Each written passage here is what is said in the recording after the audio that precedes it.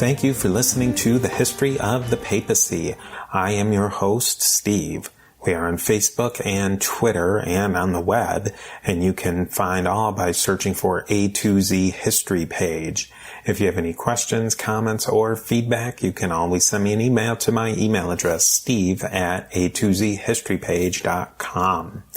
We're also back on Patreon in a big way, and you can find us by searching on Patreon for the History of the Papacy podcast or by following the link in the show notes or the description below. There are many great benefits to becoming a patron. You can be in the exclusive club, which is the History of the Papacy Diptychs. In traditional Christianity, the diptychs are a list of bishops that are commemorated during the Mass or liturgy. Not only will you be on this exclusive History of the Papacy Diptychs, you will get a bonus feed of the podcast where you will receive all new episodes ad-free and early. You will also get the exclusive audio of our new YouTube-only History of the Papacy in 10 Minutes series. Your support is huge in keeping this whole operation going. Now, let us commemorate the Patreon patrons on the History of the Papacy Diptychs. To start off, I would love to thank the latest members to our History of the Papacy Diptychs, Jose and Timothy at the Antioch levels. Thank you so much, Jose and Timothy, for joining the History of the Papacy on Patreon, and you too can join this elusive club and exclusive club at patreon.com/History of the Papacy. And now let us commemorate the History of the Papacy Diptychs. We have Joran and William at the Alexandria level and Paul the Magnificent at Constantinople. Now in today's episode, I'm joined by Terry Young of the History of the Early Church podcast. We discuss one of the most fascinating aspects of Christian history, that of the martyrs. Who were the early Christian martyrs? Why did they act the way they did? Were the tales of martyrdom accurate or overblown? We will address all of those issues and much more in this two-part special. I hope you enjoy, and I will talk to you next time.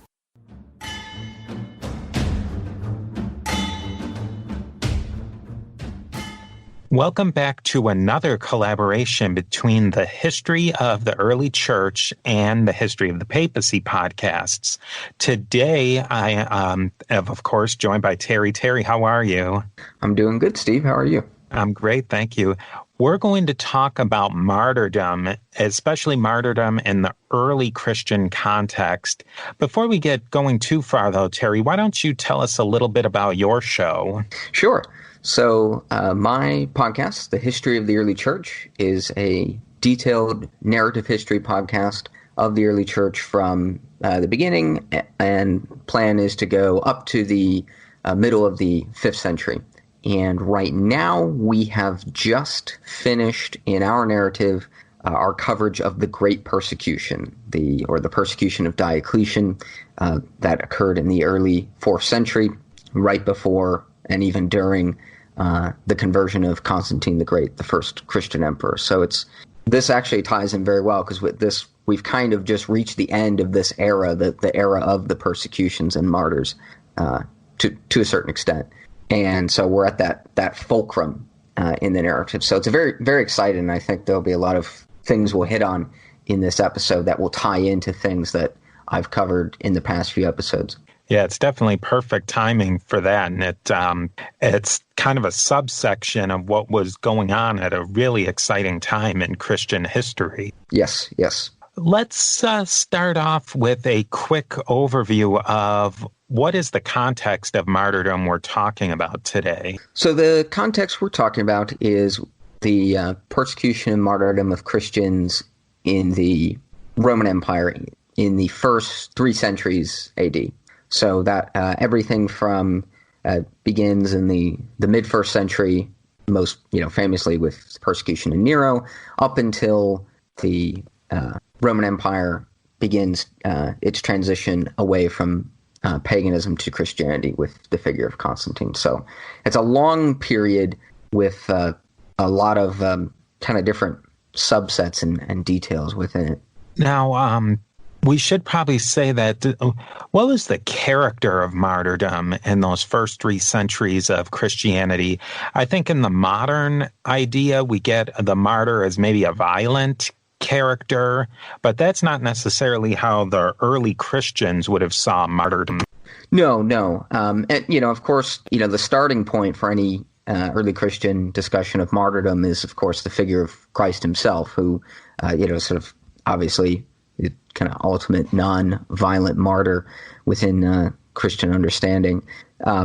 You have Christian martyrs who do somewhat might provoke the authorities or publicly sort of court the imperial magistrates, but that is largely the extent of it. Occasionally, I remember one particularly interesting incident where a young Christian woman was brought before a magistrate, and he ordered her to sacrifice on this altar, make an offering to the gods, and she kicked the altar over.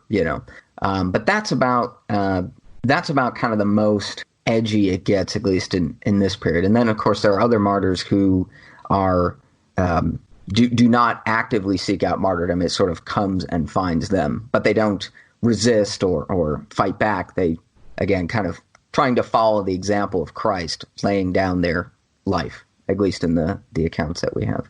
As well, on top of that, martyrs might not even necessarily be injured in some way. They might lose their job or lose financial or economic status. So we get a lot of kind of the juicier stories are ones where the martyr's been thrown to the lions, but there was also people who they would lose their station, or they might be jailed, or they might be outcast. Right. And in that case, usually the term martyr wouldn't normally be applied, at least by the early Christians. They would use the term confessor. Yes. Someone who suffered on behalf of the faith, but didn't necessarily give their life. Whereas martyr was usually reserved for someone who actually, met their end as a result of their Christian faith. And we could probably lump all that together under an umbrella term of persecution. Yes. So that, we've laid that out a little bit. Not every scholar agrees with that kind of framework. What were maybe some of the legends or some of the critiques of the Christian perspective on early Christian persecution and martyrdom? Absolutely. So I'll start with the kind of the legend first, because I think what we have here is a good case of you have two views polarized off one another, and neither gets, I think, the real historical picture correct. So there is this popular, really, misconception, this legendary notion that from Nero to Constantine, it was just nonstop, top-down governmental persecution of the early church. Completely false. Not that the actual number of times that the Roman government, as a policy, really went after Christians, there's really only, and we'll get into this later, you can count on one hand the actual number of times that happened. And a lot of persecution wasn't often initiated from the top, especially in the early years. And over time, there has the finer details and intricacies of that period have kind of been smoothed over and washed away with this just general age of the martyrs, age of persecution for those early centuries. And the entire period is just kind of painted with a broad brush. And it doesn't help, as we'll get into later, we have lots of literature about early martyrs, and much of it is quite legendary and not particularly helpful for actually trying to reconstruct what happened in those centuries. Now, the view you will find among the kind of other end of the spectrum as far as critics go, and this is a view that kind of recently came to the fore with Candida Moss's book, The Myth of Persecution, is the idea that persecution and martyrdom more or less happened almost never in the early centuries, that most of our information is not reliable or was made up by later Christians, and that the few times where Christians may have actually been killed, they brought it on themselves, and the actual number of martyrs was very, very low. Now, that's not a new view. You actually find this even back with Enlightenment figures like Edward Gibbon in his Decline and Fall of the Roman Empire, in the French philosopher Voltaire. Another kind of part of this is figures like Voltaire would argue that the Romans were really, just like us, Enlightenment era secular rationalists, who persecuted for secular, non-religious reasons, and the Christians were the fanatics.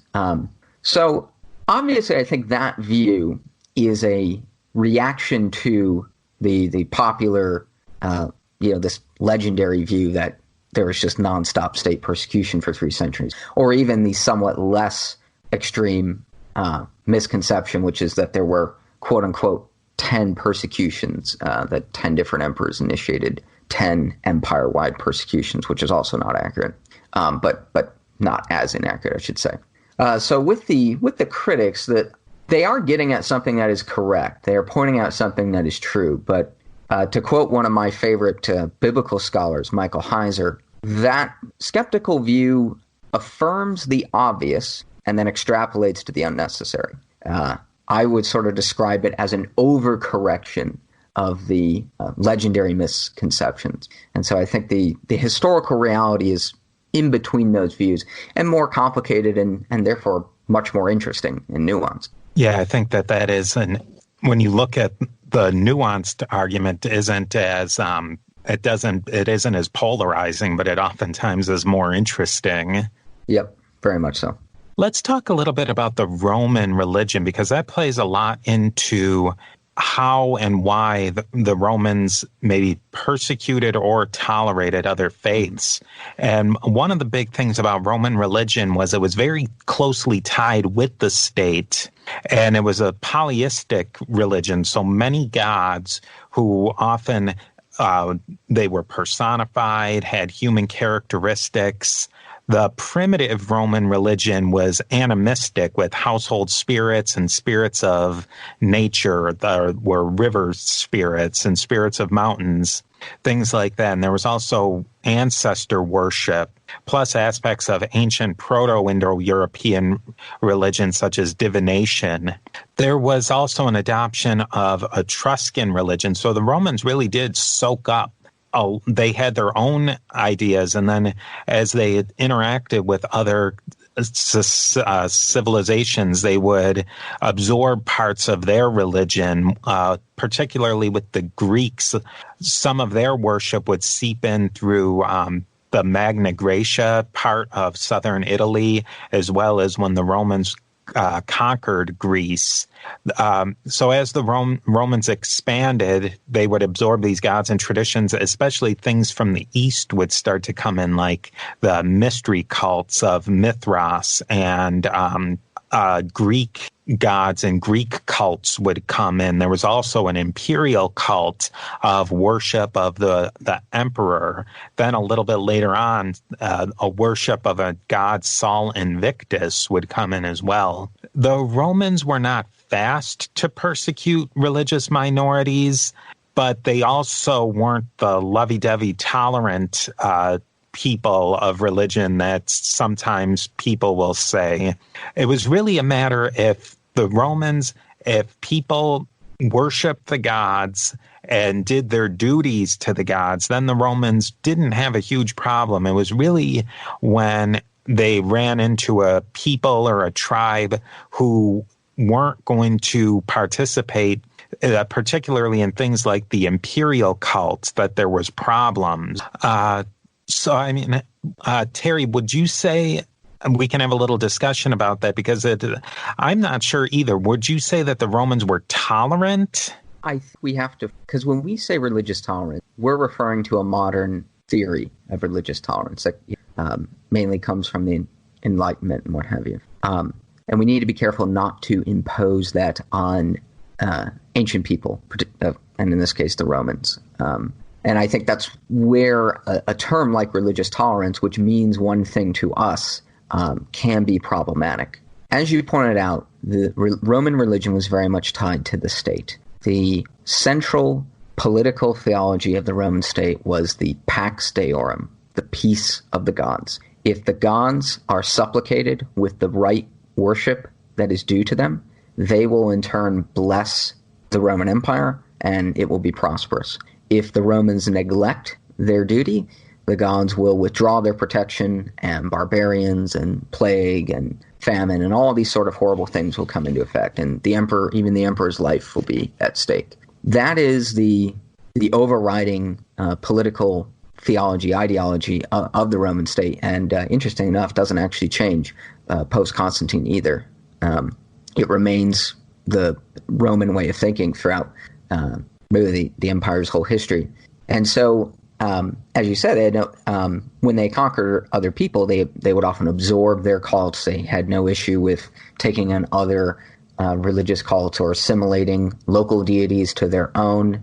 The imperial cult often functioned as a kind of centralizing focus for religion, especially in the eastern provinces where ruler cults were, had a long history, with the pharaohs and what have you, in Egypt and the Diadochi and what have you. So the Romans were welcoming so long as your cult sort of fit into that system. Atheism, which again, using a Roman definition, not a modern one, would mean the refusal to pay the gods their due worship and honor, and that was seen as dangerous and subversive.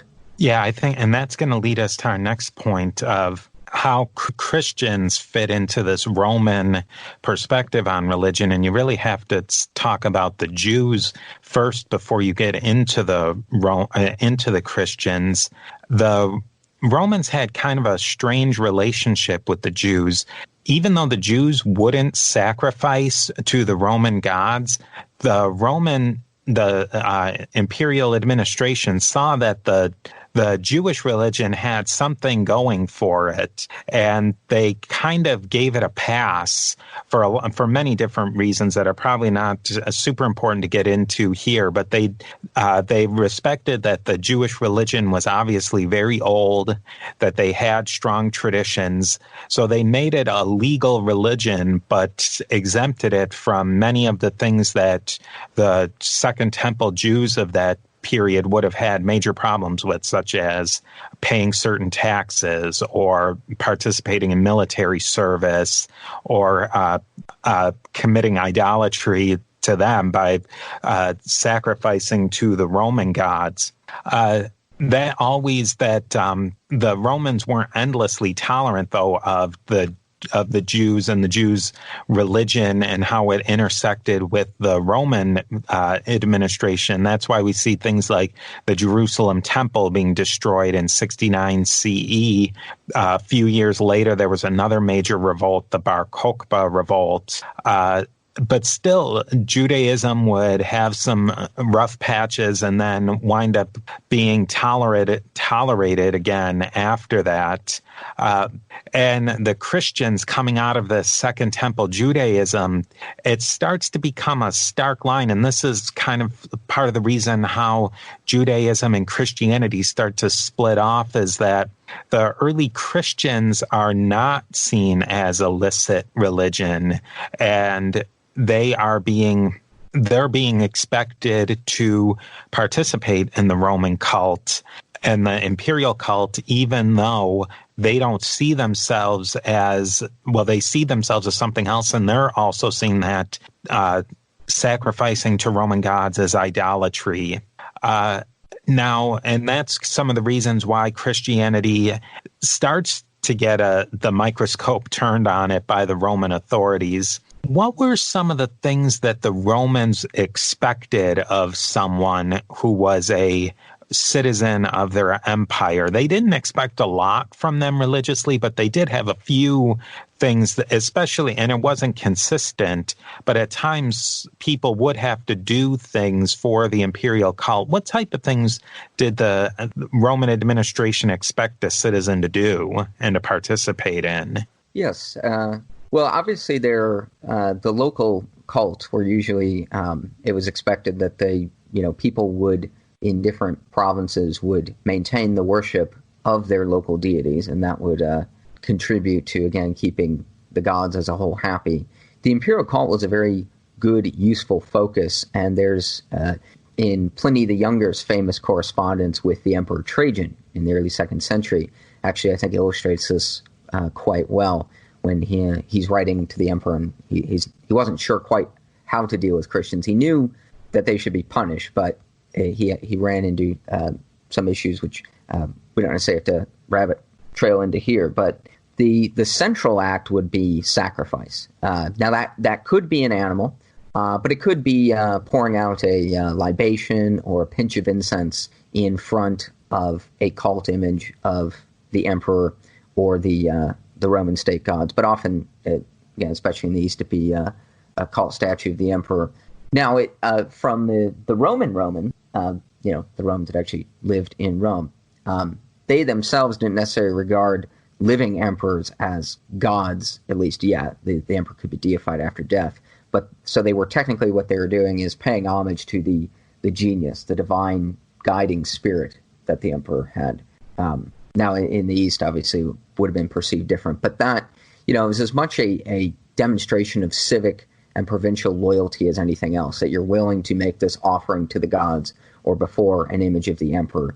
That would be kind of a basic, that would be to them like, to us saluting the flag or venerating some type of symbol of the nation. This is a good point, I think, because anybody who's a listener of either of our shows or both of our shows, we know pretty early on that non-Jews start becoming Christians, and it kind of puts them in a interesting situation that, okay, so sacrifice, when you look at it at an individual level, if you're pouring a little libation or sprinkling a little incense into a fire, or even killing a little animal, like not even like making a huge spectacle, choosing not to do that can put you in a really bad position. If you're a Roman citizen who's maybe of higher rank and that's the demographic, yes,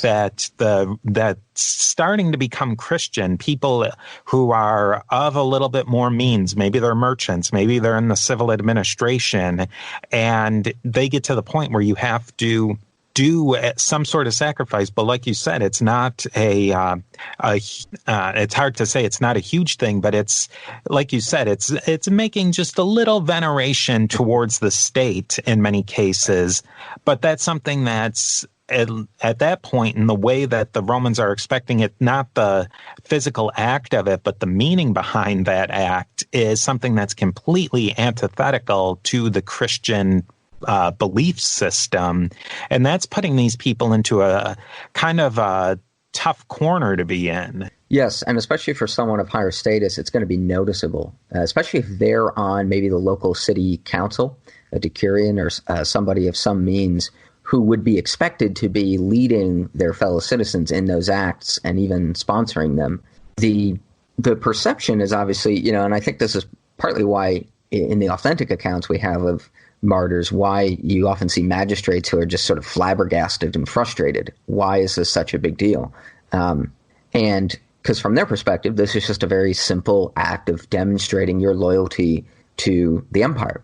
In the Christian mind, though, what's interesting is that the early Christians, when it comes to the pagan gods, don't always necessarily think of them as non-existent. They often think of them as demons or facades created by demons. So when they will look at a temple and they see sacrifices being made or libations poured out, they view that as people feeding demons, often literally so, that you are sacrifice to a god is sort of the most common historical act of worship in human religion. And obviously the Jewish and Christian insistence that only the Creator is worthy to receive that, and that any other being that would demand worship is an evil entity. So that completely flip side, inverted perspective on cult practice is, I think, it accounts for why it becomes such a why sacrifice is that line in the sand. Yeah, I think that's the strong point there it's when you really drill down to it, it's what are the individual choices people make. If you really are a believing Christian and you think that even just throwing a little pinch of incense into the fire is promoting demons, that psychologically of your personal faith and how you're going to be perceived in the different groups that these people existed in. So if you're a magistrate, you're in that group of people who are perceiving you in a certain way and having certain cultural expectations of you. But also in your Christian community, there's certain things that are expected of you. So even if you take away the person's personal beliefs, how they have to fit into the different groups that they fit into and that they have chosen to be into is really going to be a driver of what kind of decision that person's going to make.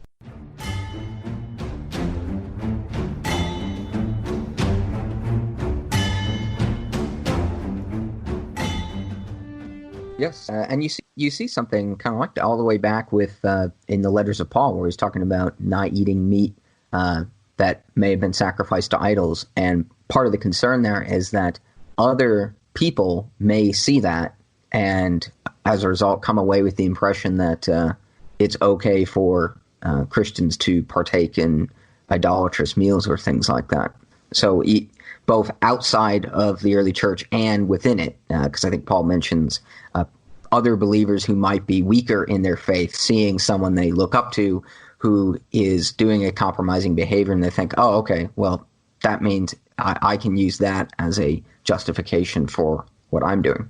Yeah, there was another example I thought of that there was a bishop, I want to say it was in Carthage, who was called to, he wouldn't participate in the sacrifice, but he was asked to give up the sacred book.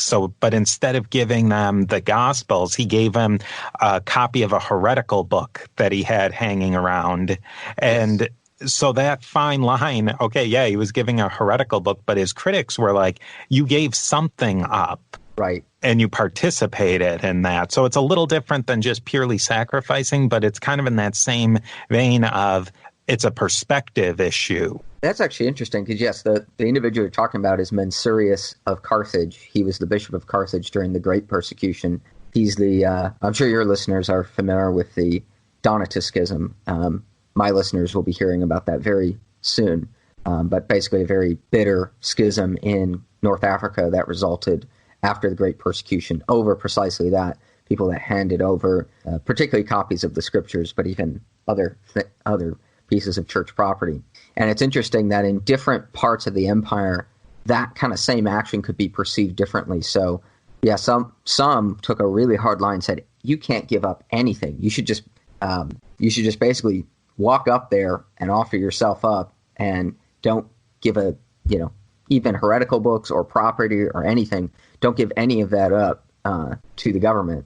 And then you could contrast that with someone like the Coptic Pope at the time, Peter of Alexandria, who, when he was determining what penances should be given out for Christians who lapsed in the persecution, one of the situations that came up is, what about Christians who bribed officials or gave up their property to officials so they wouldn't have to sacrifice? And Peter, being a more compassionate pastoral type, put the most positive spin on that. He said, you've given up your worldly possessions. You're serving God and not greed. That's a good thing. Versus someone in North Africa might look at that and see the exact same act and view that as compromise. Yeah, as a cop-out of making the hard decision. So it really is. It's kind of a hardliners versus people who were trying to give people a pass. And that was a big issue in that time right after the Great Persecution. Really not even right after. It took a couple of centuries to iron all of that out. And North Africa, they never did permanently heal that. Yeah. And even earlier, you had a schism during the Decian persecution in the mid-3rd century, which was never healed. That and in Egypt, you had the same thing as well with the Meletians. And that's something that kind of ties back into our what we were talking about earlier with the kind of romantic myth of the persecution. And I think part of that is this idea that, well, persecution was just always good for the early church. It just, it made everybody stronger and brought everyone together. And, there is something to that, but often persecution left very deep, bitter wounds that were not healed, and created fractures, schisms within communities that in some cases couldn't recover. Yeah, I think that is a really interesting point, because there's been a lot of modern research into what you might say in quotes cult behavior of groups like the Hare Krishnas and the Moonies, who were a big thing in the 70s and the 80s, and even groups like the Mormons, who they use the persecution, and I mean these groups. It wasn't necessarily persecution, but a lot of times it was just negativity against them. In the Mormons' case, there was persecution, but these groups kind of used that to solidify the core and to solidify their connection to each other. In the early Christian context, you had so many different groups who they were in conflict with each other already, and these groups might have used persecution to winnow themselves down and to make their base, so to speak, in another modern parlance, to make them more cohesive.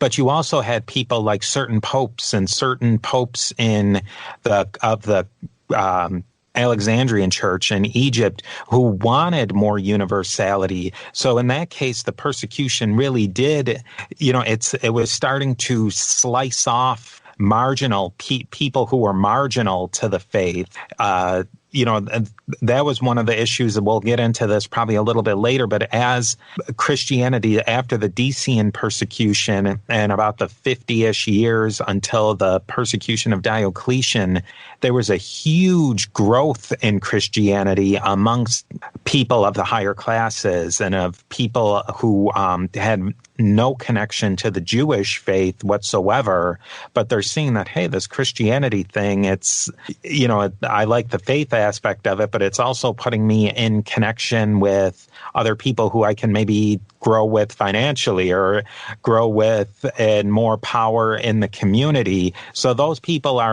their connection to the faith is marginal at best, and those were the people who were really open to being drawn off with some persecution. Yep, and we will definitely get into that, because that period is actually a very crucial part of kind of correcting the historical misconceptions.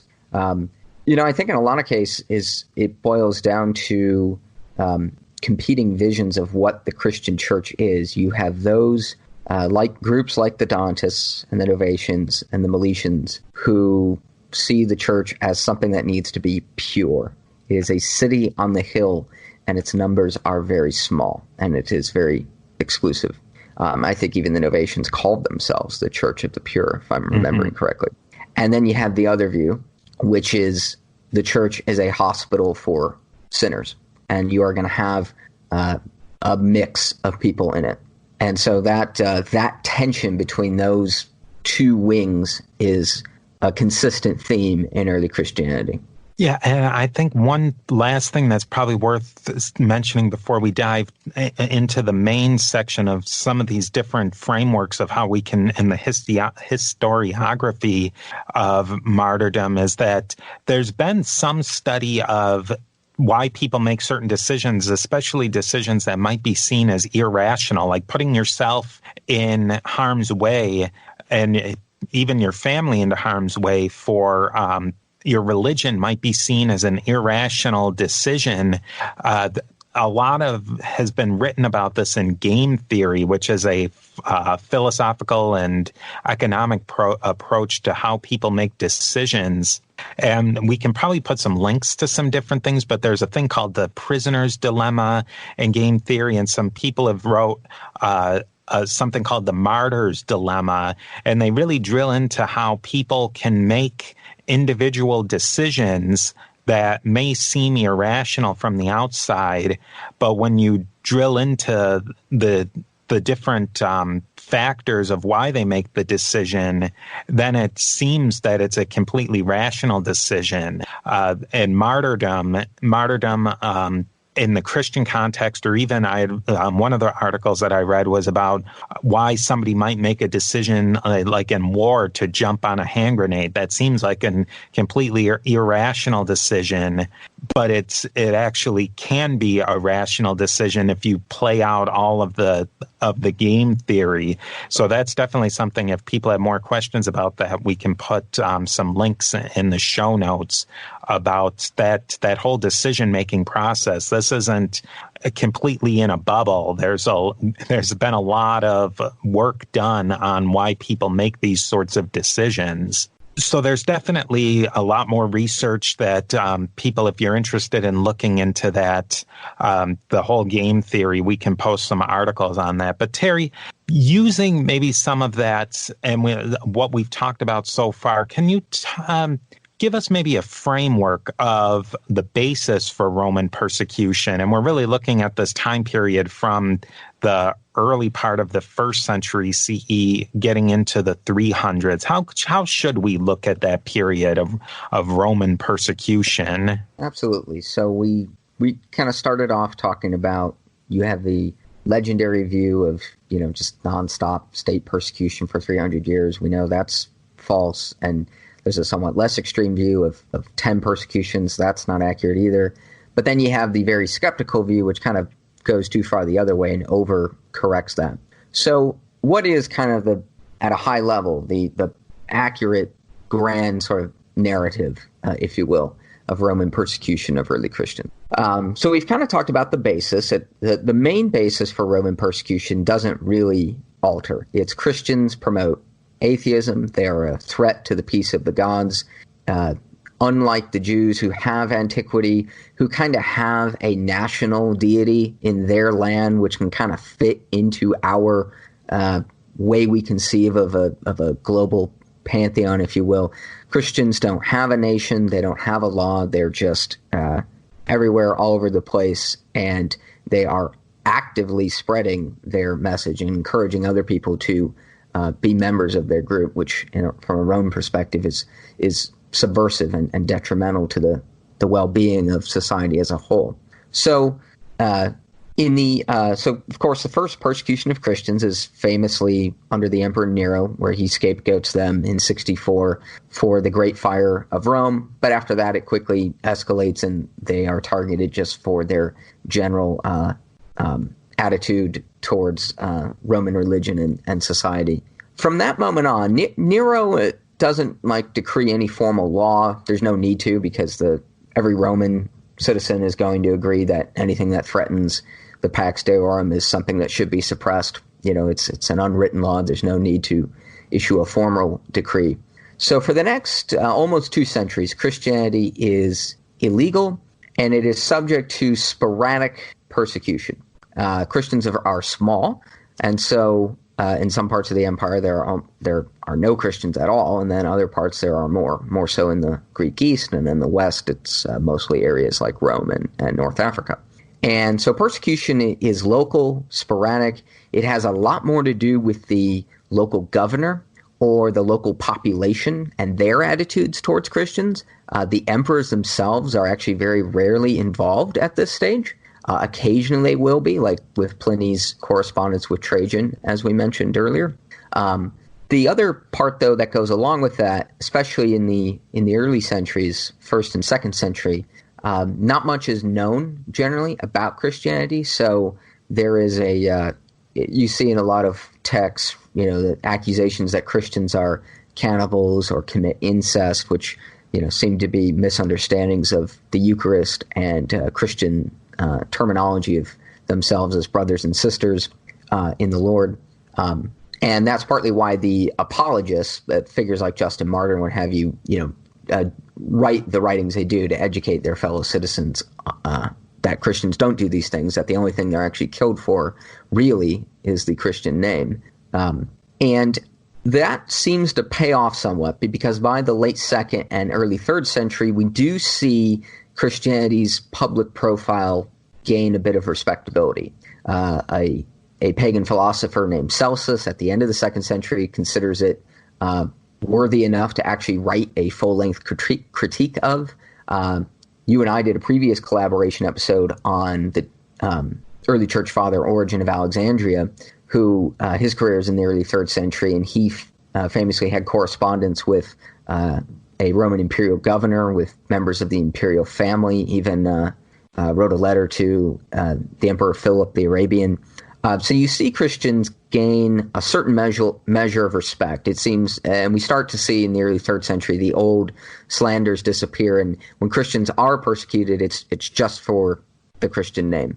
And in some parts of the empire, there's relative peace and no persecutions, and other parts it happens more frequently.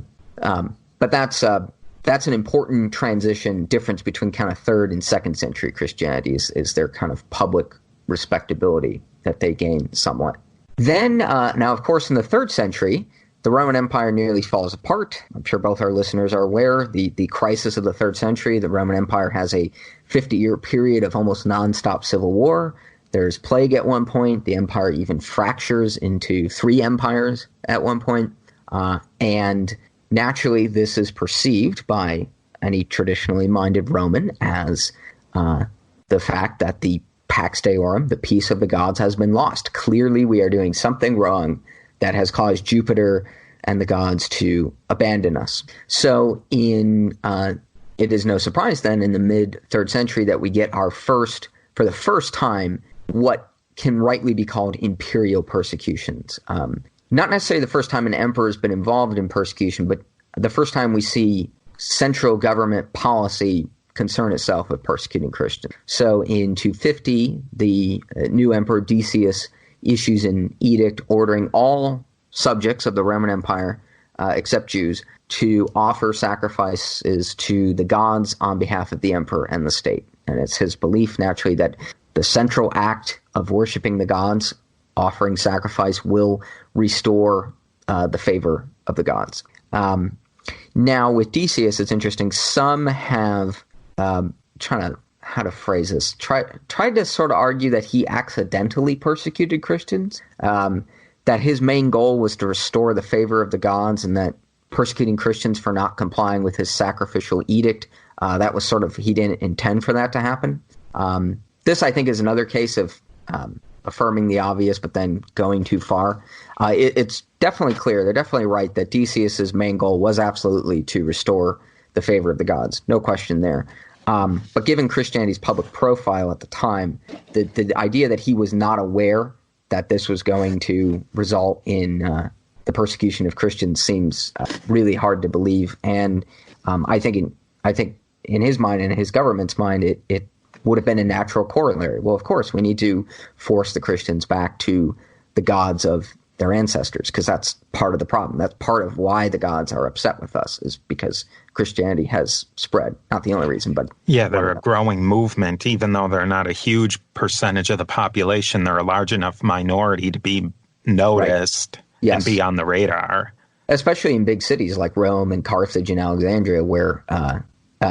even though Christians at this point have somewhat expanded to the countryside, it's still mostly urban. And one of the first martyrs under Decius, as you're well aware, is Pope Fabian of Rome. Dies almost, I think within weeks of the edict. I think Decius issues his edict at the end of 249 or early 250, and Pope Fabian's martyred in January of 250. So when Decius is in the city, so it's definitely something there aware of. Now, Decius famously or infamously, he and his son are the first emperors to ever be killed by foreigners. They die fighting the Goths in the Balkans the following year. And after that, things kind of go back to the status quo. Christianity is illegal, potentially subject to sporadic persecution, but the central government isn't actively doing that. So that when, for instance, a plague hits the famous Cyprian plague, named after Cyprian of Carthage, Bishop of Carthage during this time, he mentions that in his local area, a local provincial edict was issued to make people sacrifice to try to placate the gods to relieve the plague, and there was fear that this would result in a new outbreak of persecution. So And then we get, in the late 250s, the Emperor Valerian, who is initially positive in his attitude towards Christians, or at the very least, he doesn't seem antagonistic towards them. But then it seems that the empire in 257 just gets hit on every front imaginable, and he and the Senate both decide to really go after and target Christians. And he issues 2 general laws against Christians, a less severe one in 257 and a more severe one in 258. And it's ultimately in this persecution that Cyprian, the Bishop of Carthage, is actually martyred. And then Valerian, like Decius, he suffers also an inglorious end. He's not killed by a foreign enemy, but he's actually worse from a Roman perspective. He's captured alive by the Persians, the Sassanids, the famous Persian king Shapur I. I'm sure many History of Rome fans will remember that as a very infamous episode in Roman history. It was kind of the low point of Rome's 3rd century history, that the emperor didn't even fall on his own sword. He actually got taken alive in battle. And lived out the rest of his life as a prisoner. Yeah. Which, of course, Christians at the time, they saw Decius and Valerian's fate as divine judgment, as we would kind of expect them to. Now, something very interesting happens next. So Valerian had co-ruled with his son Gallienus, and very shortly after Gallienus hears of his father's capture, he ends the persecution. Now, there is some debate over how far his actions went, because it is whatever Gallienus does sets off this 40-year period called I've called it the little piece of the church. You referred to it as the great piece of the church, but it's this very lengthy period where there really are no martyrs or persecutions, and Christianity just grows like wildfire in the empire. So some say that Gallienus, he didn't formally legalize Christianity, but he sort of did in all but name, because we know he actually let Christians have their property back that his father had confiscated.